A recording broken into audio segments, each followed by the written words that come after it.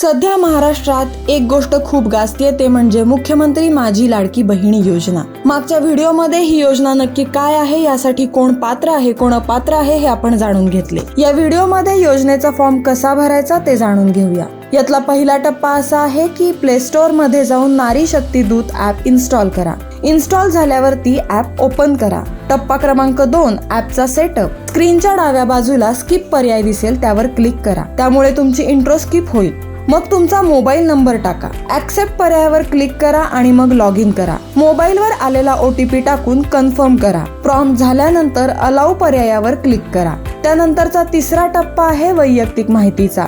त्यामध्ये लाभार्थीचे पूर्ण नाव, ईमेल ID, जिल्हा, परिसर, फोन नंबर इत्यादी पूर्ण माहिती भरा। अधिक तपशीलवार माहितीसाठी अर्जदाराचे लिंग, जन्मतारीख या सगळ्या माहिती भरून टाका। मुलीचे जन्मस्थान आणि जिल्हा निवडा। आर्थिक तपशील, पैसे मिळत आहेत का, जर पैसे मिळत असतील तर रक्कम टाका। वैवाहिक स्थितीचं स्टेटस निवडा।